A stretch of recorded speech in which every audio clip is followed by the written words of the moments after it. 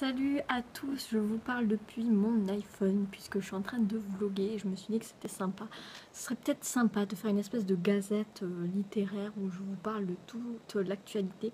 Ouais, de l'actualité, des choses que j'aime durant mes semaines, mes mois même.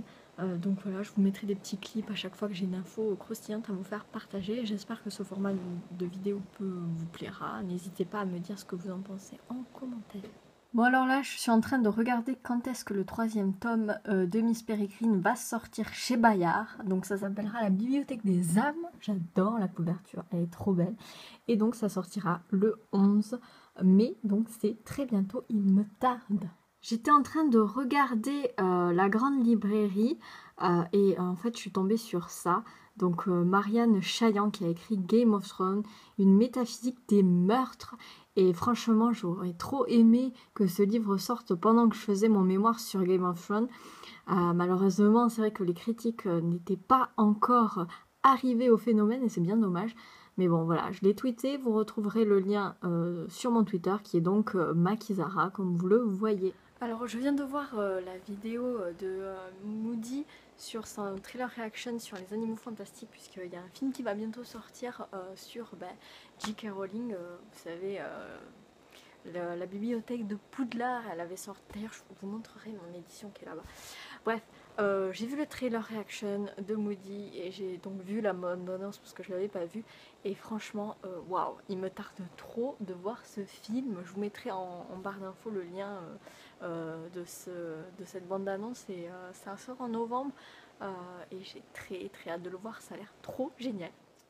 Voilà, c'est ça, donc les annexes d'Harry Potter, donc la bibliothèque de Poudlard, moi je l'ai en anglais que j'avais acheté à Londres. Je vous montre donc les animaux fantastiques, c'est le vert pour moi.